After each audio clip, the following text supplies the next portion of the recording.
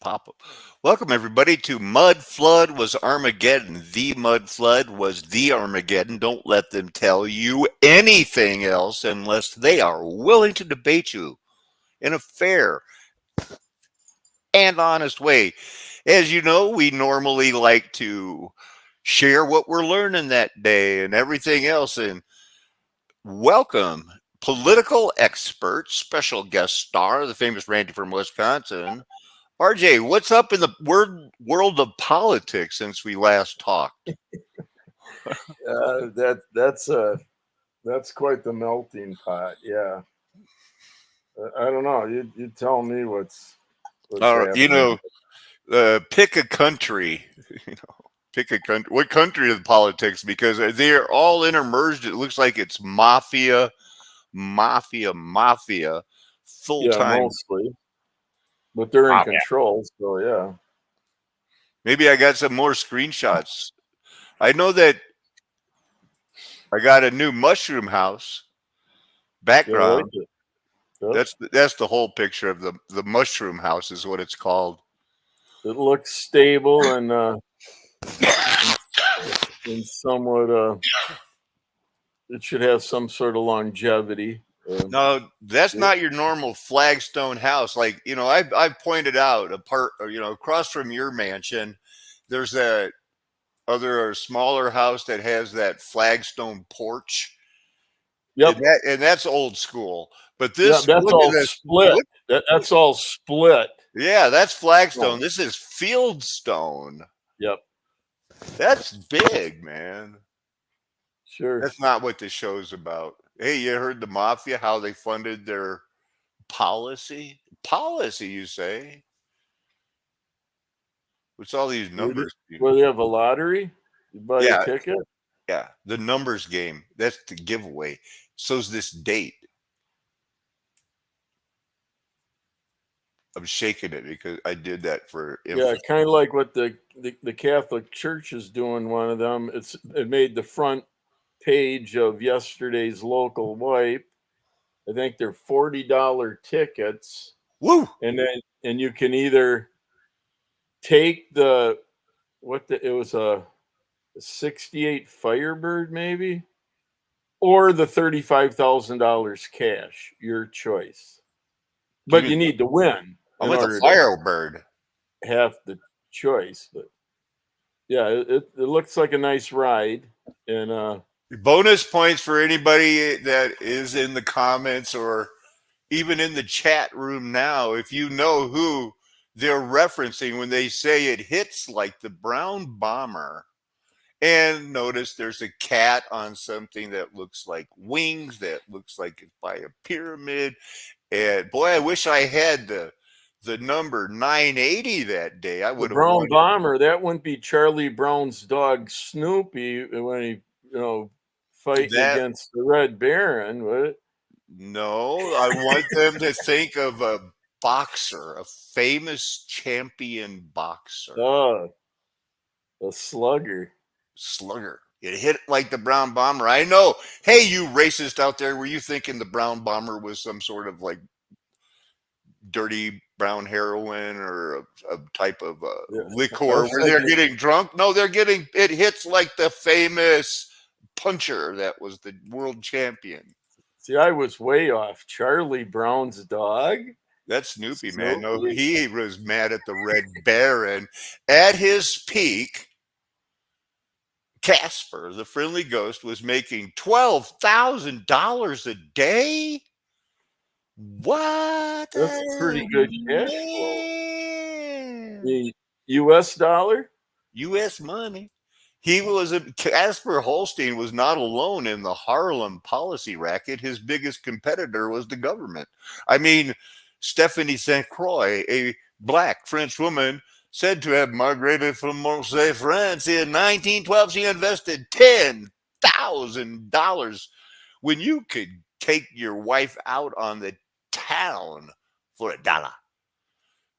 It, Oh, I'm giving it Well, away. It's the numbers parlor and the numbers game and stuff. This was the yeah. cheap. What's the percentage of that? That's pretty good. You get I a don't good know. return for your money. The way it in a year. Well, yeah, by the time she got 500 grand, the Half mafia started mil. taking notice, started trying to muscle in on Harlem, Black Harlem's policy makers. We have defensive policy, we have policy. They beat, extorted from, kidnapped, and murdered some policymakers and their number runners.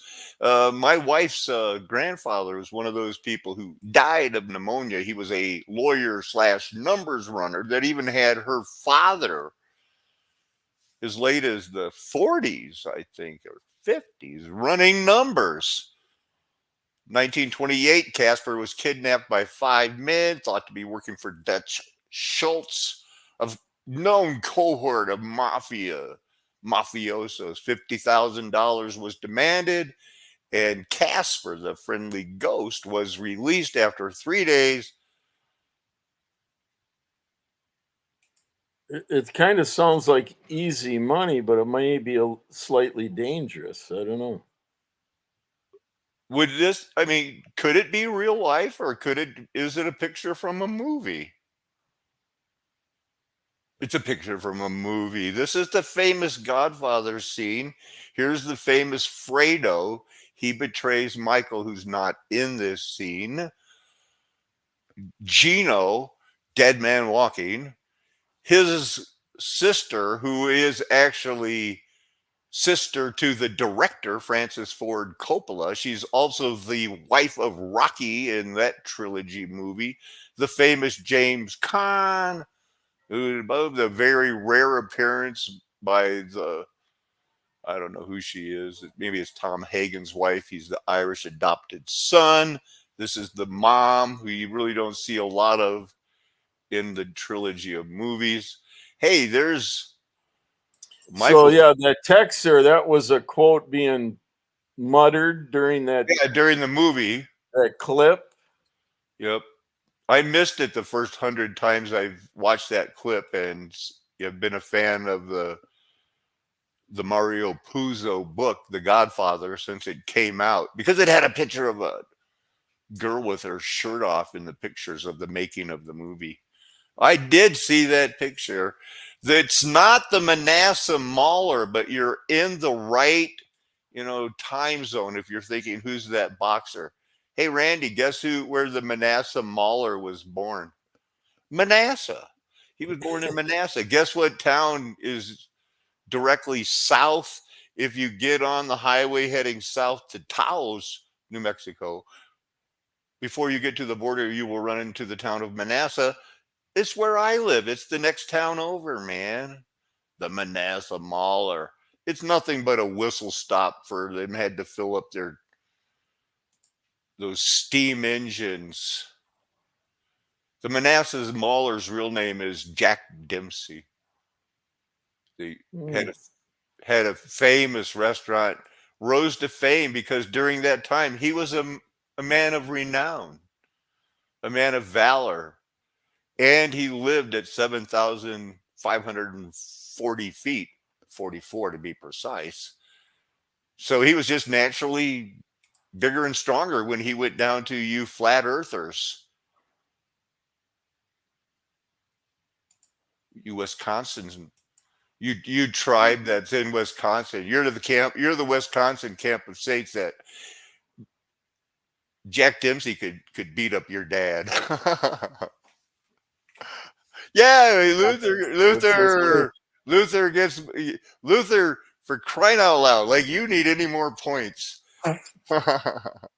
Marcella, that was a comment and a half you left on that one video. What are you hinting at? What were you hinting at? Jim Morris. May not have been a hint. You know what she was hinting at? I want to see your face. She was hinting that Jim Morrison from The Doors was Rush Limbaugh. Yeah. Provocative? I should say so. It's crazy, but I think I've heard that somewhere before. So she's probably studied it at least as much as anybody else. Stage your own death young, and then come back as well. Then she had another one too that faked their death. Who was it, Marcella? Was it Oliver Stone or somebody like that? It was somebody, but there you go, Luther. Man, one time we were like, when we were first meeting, we were having these scripture from memory duels on the phone, and he was and I was like, and I have vast portions memorized, and he was going right there. I'd say something, and I remember the one I'd said something about Proverbs 21:1, and he goes, I think you mean Proverbs 23:1. And I did. Because here's why. They're super confusing. No, not confusing. Just, that's a poor choice. Numbers are confusing. I never heard that one. It's confusing. It's like right now everybody's hoping. I hope he can remember what Proverbs he was talking about. I do. It was 23 and 21, both verse 1. This is one of my favorite verses. But the one about is the one that Luther dropped was that it's the glory of a man to search out secrets or something. Was like that apples of gold of a timely thing that I'm there like, no doubt this man knows the scripture. This is the one I like. And I like the other one too. The king's heart is a waterway in the hand of the Lord. He directs it where he pleases. And now I'm thinking when I go to 23, is it verse 3 or verse 1? Where's that one about the sneaky seeks out an app? Yeah, this is where's that one at, Luther? That one about the man seeks out a wise man seeks out the king's secrets or something like that. This is the one this is just another one I like. 23:1. When you sit down to dine with the ruler, carefully consider what is set before you. Well, I've already done that. because you could end up. I pretty much don't like anything they set before me. Well, you may end up with gout, probably. Not me. I'm not going to eat it. I'm just going to politely. Well, it's like, what? The first thing when I meet people is I tell them I'm a very picky eater. Do not be offended, because I'm not going to eat a lot of stuff. One was Rush Limbaugh. The other one was Jimi Hendrix. It was like a Morgan Freeman. But that's not the same one. She must have a handful of those. It's just offensive. Policy banks. This was quite the abstract from something that the other part of the world, they will print in English, but they don't recognize Adams State University. So all I got was this abstract from this paper called Anti-Mafia Law Enforcement and Lending in Mafia Lands, Evidence from Judicial Administration in Italy.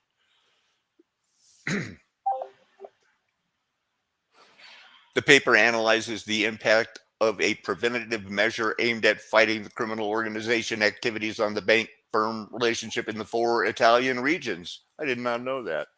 With the highest density of the mafia. Okay, so there are tons more than 4 regions.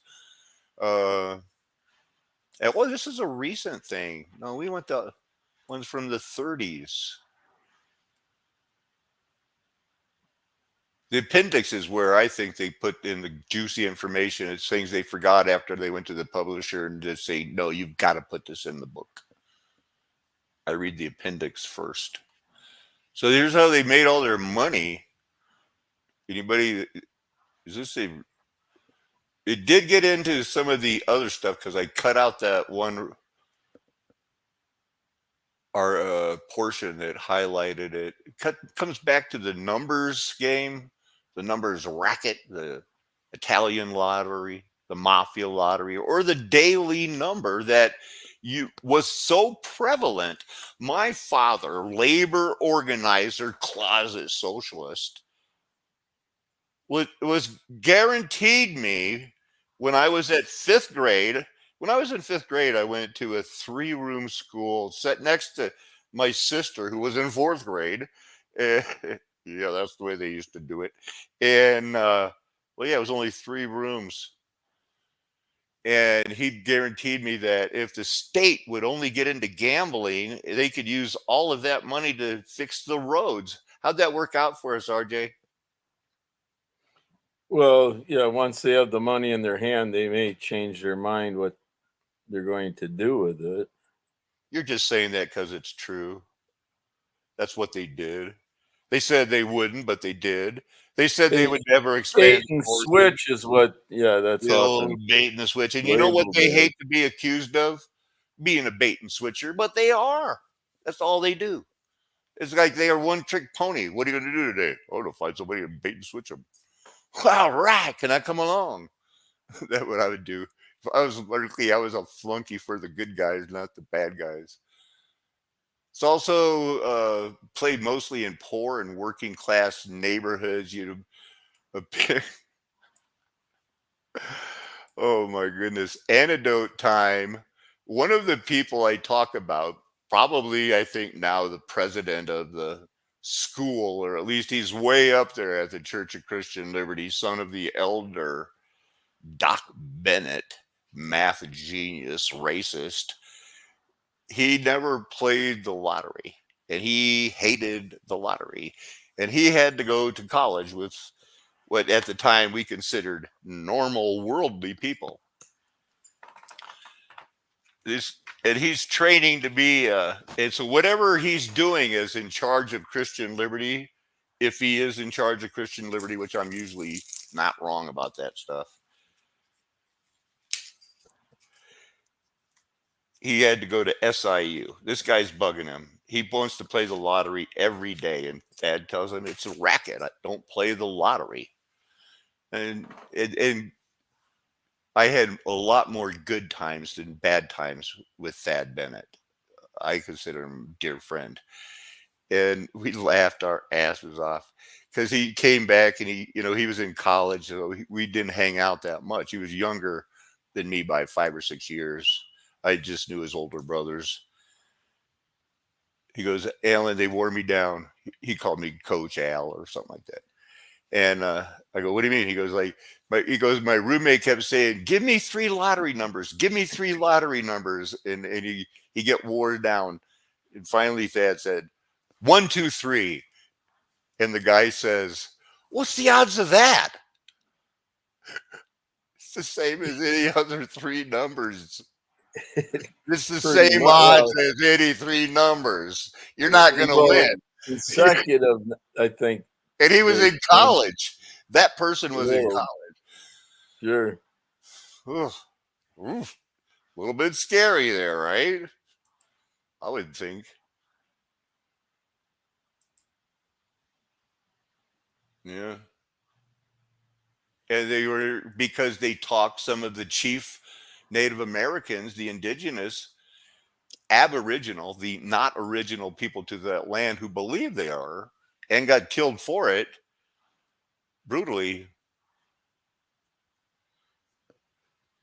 It's the mafia, same as the Prince Hall black mafias that, aren't going to be mentioned during this show, but, should be kept in mind as that's who we're talking about. Those guys. They did the number. They got used in the numbers game because people like to win free money. And they figure if I'm only $1 a day, well, first off, you're usually doing it at a tavern or a bar or a barber shop. Like, do you really need to get your hair cut 3 times a week? Social club, any other semi-private place, they were going crazy. Runners, I think that's what my father-in-law said he was. Policy racket. Yeah, his dad was a Canadian, had a law degree, but he ended up working for the mob. At least that's what Aunt Virginia told me. Policy shops were where bettors choose numbers operated in the United States prior to 1860. right before the Reconstruction, 1875, 3 years before the Reconstruction, a select committee of the United States, New York State, Assembly stated that, in quotes, the lowest, meanest, worst form of son of a guns, those gambling takes in the city of New York is what is known as policy playing. It flourishes, especially in working class. No such thing. They're talking about black people.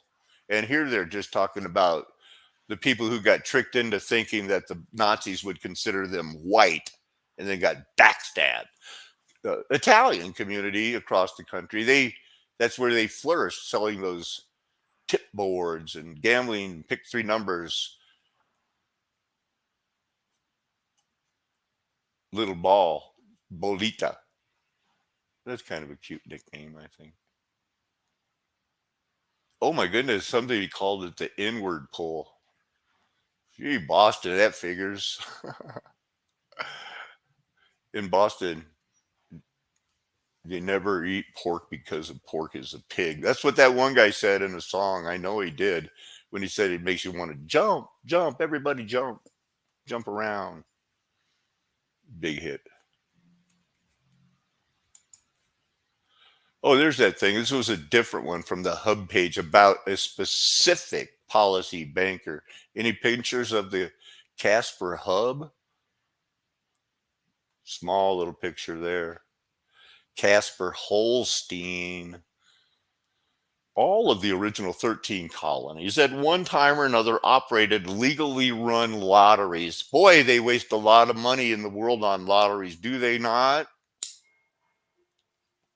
Well, that's what disposable income. I mean, once all these entrepreneurs that, once the government realized what was available, it was voted in and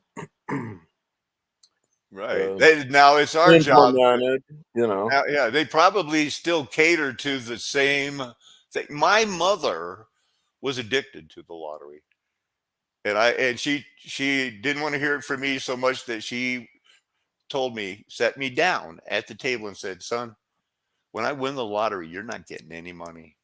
That she thought about that for months before she broke that news to me, because in her mind, it wasn't if, it was when. By 1860, Missouri, Delaware, and Kentucky were the only three states that were legally running lotteries. Everybody else was just doing the policy tax, Dunning-Kruger tax, 1,000 to 1. Oh, but if you pick a three-digit number from 0 to 99, you have 1,000 to 1 against winning any type of payoff. This must be that Stephanie St. Clair. She got rich and then she probably got dead. They'll kill you in a heartbeat in the bad world. Had to come up with a thumbnail. It reminded me, don't get involved in any booms. What do you have to say, Randy, about people who are looking for that? If I pray, God will deliver me some easy money. I'll have the right stock market. I'll have the right numbers. I read them in a book. What's your knee-jerk but reaction? gold rush versus a head rush. I'm Yeah, not any sure. type of physical boom instead of somebody saying, yeah, I want to just drink these 5 shots of Fireball and call it a night. Versus just, work whatever 45, 50 years in a career path and see what you end up with. Somebody gets always stuck holding the bag. And now I would think it's the Guggenheim crowd after they did that and they learned how to do it. They kept doing it all the way to 1893 when Leadville got set up. You're always being set up by them in the market. It goes from 57 cents a pound to 25 cents a pound. That's boom. Well, I'm just telling you, don't go out and buy gold right now. It's a boom. Everybody's stocking up, and if you don't have any, maybe go buy a little bit. But if you already got some, you got enough. Would you concur with that, Brother Randy? Well, yeah, I don't know exactly anyone else's intentions, but And we don't know how much enough is for them, but if you got enough, it's probably enough. You don't need to go buy more. It's a boom cycle right now. Wool bust. You look up wool bust and you never know what you're going to see. So here's a peso from 1933. They were into it. I can tell you right now, that is not an eagle. That's a turkey. And I think that's what is represented on our, you know, they have the same Phrygian cap. 1 peso. Probably, who knows, 160 dots around it. These are berries of something that I should know. Probably have heard it. Can't tell what that is supposed to be. Maybe a budding flower. There's your sheep. Tierra de Fuego sheep. In 1942, the region's primary activity at that time was feed the. They had another wool boom 100 years after that other. This is a good place to raise sheep in between booms. It's called the Patagonia sheep farming boom. In the late 1800s to early 1900s, sheep farming expanded. And boy, did it. Sheep farming boom attracted thousands of immigrants from Chile. Why don't you just say Chile, Chile and Europe to southern Patagonia. Okay. I know one thing about Patagonia. They make some warm sweaters. Early sheep farming in Patagonia was oriented towards wool. It still is. Well, it's way down there. That's where that Patagonian giants were. And you know what's right underneath this map here? An ice wall. That'd be very dangerous. You don't go around this way. They cut through here some way, and you got to go around the Cape Horn. It's dangerous. This Chilean auction just seemed ridiculous.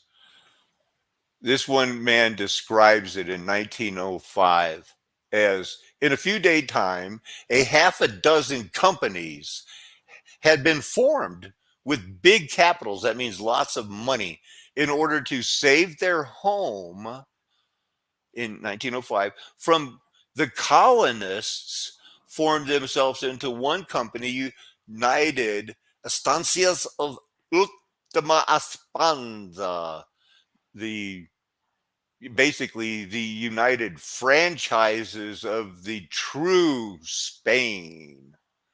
At the auction, there were wild scenes. Enormous bids were made and lots were sold at prices 10 times their true value. That was probably me. My grandparents bet they're going like, I'll take two. The result was that most of the purchasers could not pay at the proper time.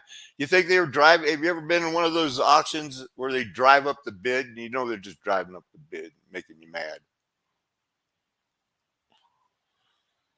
You figure he'll bid more. Number of booms in the world. The New Zealand wool boom in the mid 60s, same thing, same thing. The direct result from the Korean War, I would say probably because they needed to buy uniform material. Broke out, they buy large to complete strategic stockpiles. The greatest wool boom in New Zealand history. Wouldn't you like to have your prices tripled overnight? You can corner the market. Export price of wool declined 40 cents, 40% in 1966. The booms. Amazon rubber cycle. It's not that these materials didn't exist before. There are certain points in history that, for certain reasons, they pop up the price. Oh, 1912. So 112 years ago, they wrote a book about how bad they treated them because they were going, you know what? You know, this is rough even for people that read about what they did in the 1800s. You got to stop chaining up people and making them tap the trees for rubber. These guys think it's working fine for them. Rubber booms, banana booms, banana republics, antique architecture. Earl Young, where I got the new background picture, talked about fieldstone. Fieldstone's different than flagstones. These types of walls and bricks are everywhere in the United States and around the world. This one is from Germany. Fieldstone. It's not flagstone. It can look like flagstone. That house, who knows when it was built? I don't trust their records. Germany, Canada. Somebody sometime decided we got to do it like this. Those are not, your Star Fort houses. That was a different time. Look at those walls. It's terraced quite nicely. They think they're going to make it till 2046? I do. Wow. Yeah, and people in this part of Ireland, those walls are still there. That's a good start if you have to have your own, where your Camp of the Saints can be. See, this would make a great place for a Camp of the Saints. It's probably other material around here. You could dig down, found foundations, hide a lot of people there. Why are they going to spend money looking for you in the mountains of San Juan? Ooh, that's kind of cool. Leonidas, you know who he was? He's that guy that was with the 300, that Theopolis. You don't hear that name very much, Leonidas, until the last couple of years ago. Now, when that Russell Crowe kicked him into the deep well, or no, it was Gerhard Butler. Look at this little fancy. It's not that old. This is after the flood. You could do this today. This could be a reconstruction, because although it is not easy, it is very much worth it, the effort. Mortared field stones.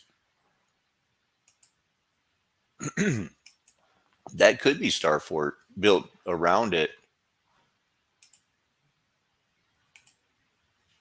This guy invented a bunch of stuff. Earl Young, architect, lived until 1975, built 31 structures called the mushroom houses using fieldstone, limestone, and boulders he gathered.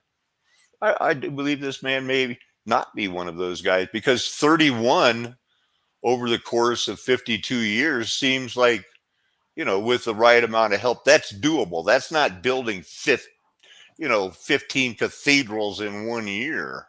Like some of the Nice little housing development. Yeah. maybe he took his inspiration from the fictional race of people called hobbits from the novels of J.R.R. Tolkien.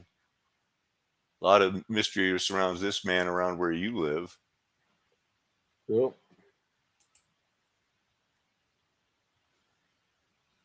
Un momento. Got to refresh this page. How stone walls became a signature. How do you get rid of this?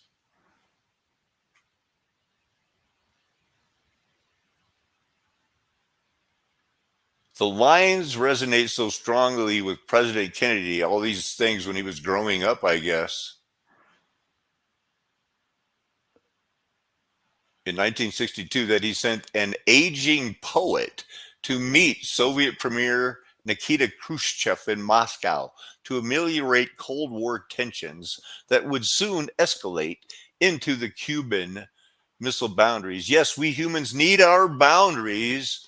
We use razor wire today. Back in the day, the fieldstone walls of Frost's New England farm are typically those throughout the regions, thousands of miles, because they emerge from the same cascade of natural and human processes. Glaciers, they think, cut the stone rocks uncrushed. They lived in rural seclusion until 1909, and then he started making houses, making walls. Who built these walls? Stone walls in the middle of the woods, in the middle of nowhere. Native Americans didn't build it. Well, yeah, they're being creative, taking, perfectly good material and putting it to use. I mean, they want to clear the land for farming, and if you're not building something with it, like a structure, you may as well create your boundaries. Yeah. Your boundaries. Don't move the That, ancient just, landmark. that stuff just makes perfect sense. It's logical. Why wouldn't you? Why not? Yeah. You got to get it off Why the not? land so you can plow it. Why don't people's mind rush right to the Bible? How many times did they clear the land, and start farming? And, it has, sure, it mentions this, the fortified cities and the cities and the villages and the pasture lands. They all go when, like when Hiram from Solomon got 10 cities, Starfort cities, it got the whole area. So we're back to the Plymouth Brethren. Randy, you know what that means. It is time to look at, yeah, I did get paid again today. What's going on here? What's up with this one, brother? This Good is what I've morning, been good saying for afternoon the to you. last, all week. Now this one just came out. If you're not, subscribe to this guy, the y'all. He says y'all all the time. Ryan, the weatherman.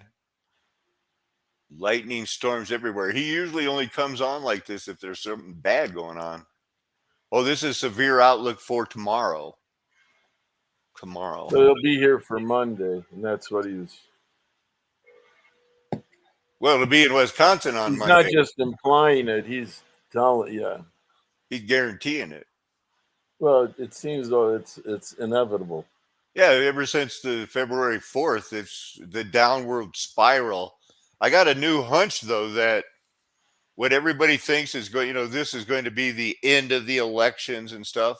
I think that, and I've said it before, and it's not prophecy. This is just me being around for a while, that it's not this election that matters. It's the next election.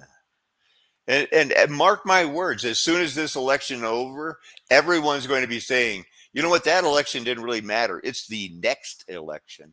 And people will imply they think they mean the next presidential election. I'm saying, oh no, it might get bad, and it will get bad, and this election will not go off without plenty of hitches, because something tells me they haven't figured out that mail in your vote thing yet.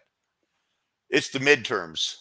It's the midterms of when they'll set it up for, well, yeah, everybody knows it's bad, but if our team doesn't win either the House or the Senate, it's over. That'll be the new BS put out by people who want you to keep voting. Anybody want to tell me I'm wrong? Yeah. Well, with that, what's the rest of your day? Yeah, Oh, he we needs might sweat want to in the game. Yeah. okay. So Ryan Hall, the You're not sharing, by the way. I don't know what to do. I do want to share. So Ryan Hall, everybody be aware. Do not be surprised with it's going to give it. Just because it's nice today doesn't mean it's not bad somewhere for somebody you love. What's this? Great gold robbery, huh? Well, wasn't it? Today's the anniversary date. Today April is the anniversary day. 5th. All right. 33. Okay. Hey, everybody. They don't 33 is a nice number, right? Well, it reminds me that they didn't have to wear a mask to be basically saying, stick it up. Then they just say, mail in your gold. And if you did, you're one of the crazy people. You're crazy. Don't mail in your gold when they tell you to this time, please. Come and get it. Among other things, now retroactively means it passed thing that says, you owe us taxes from when you hoarded this gold, you dirty gold hoarder. Among other things, the act retroactively approved the president's closing of private banks throughout the country for several days. Maybe they were policy banks that the mafia were talking about the previous week, an act for which he had not bothered to provide legal justification. Well, that's called de facto law. The facts are they had the guns, they made the rules. It gave the Secretary of the Treasury the power to require all individuals and corporations to hand over all their gold coin, gold bullion, and or gold certificates if in his judgment, open quote, such action is necessary to protect the currency system from the United States, of the United States, from the United States. That's a Freudian slip.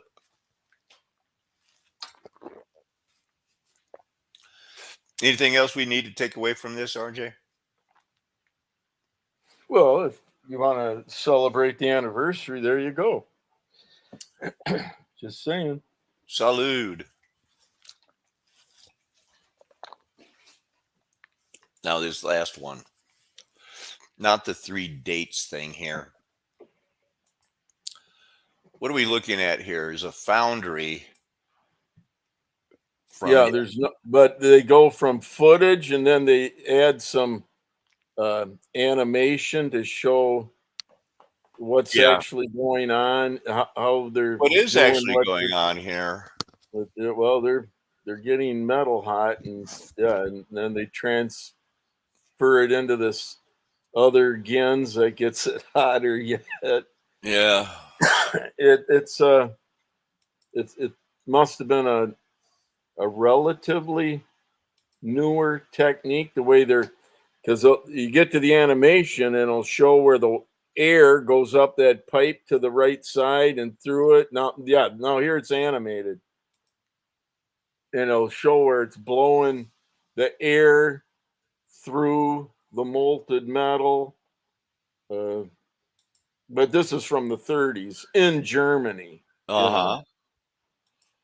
Boy, it kind of reminds me of something that they say they invented about the same time in the 1820s.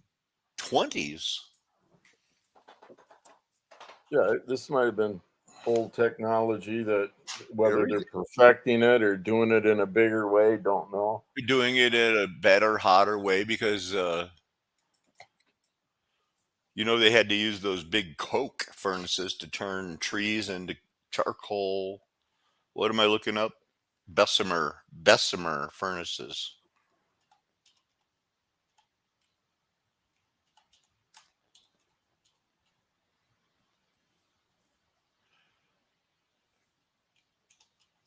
Had a little hiccup in my giddy up there on how to spell furnace. Looks like I still got it wrong. Yeah, and that's what they're using right here, the one on the right. That's what's in that.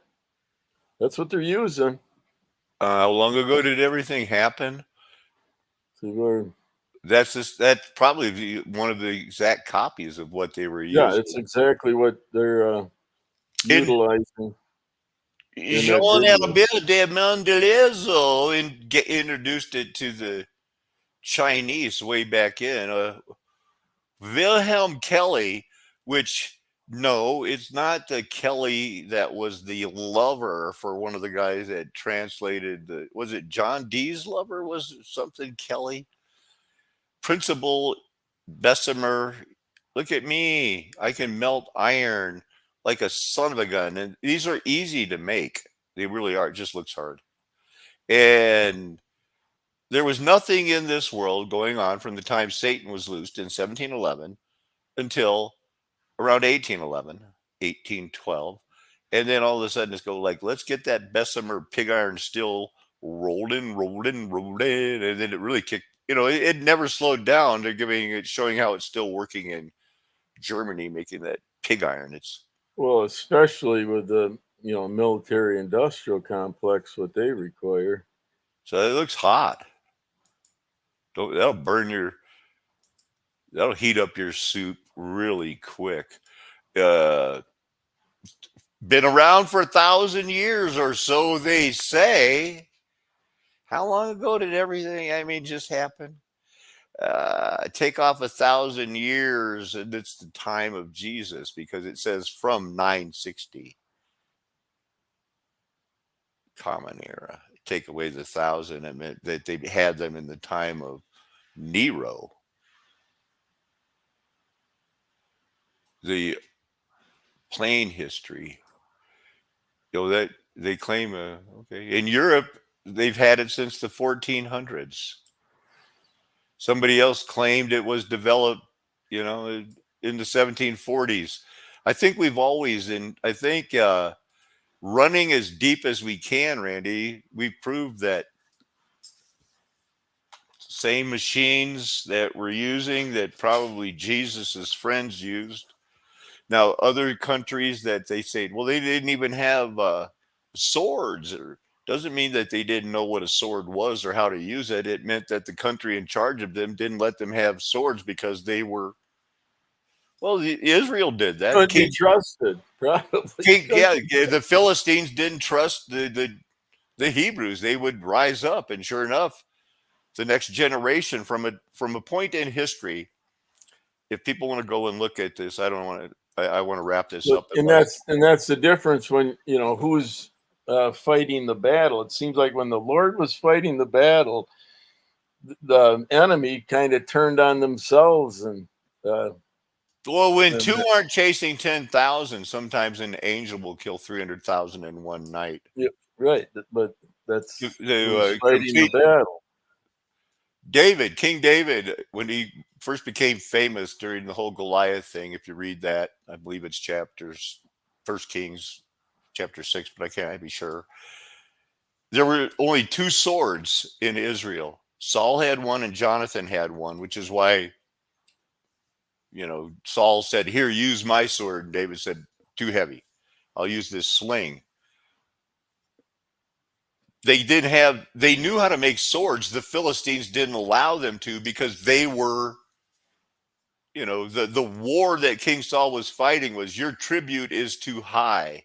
Kind of like in the movie Ants, where they're saying, like, you're taking too much from us. We'll pay you, but come on, man. And they said, well, if you can send out somebody, you want to fight full on, or do you want to do this one-on-one? And they were thinking about it for a week or so, and David said, I'll go do it. But he didn't do it with the sword.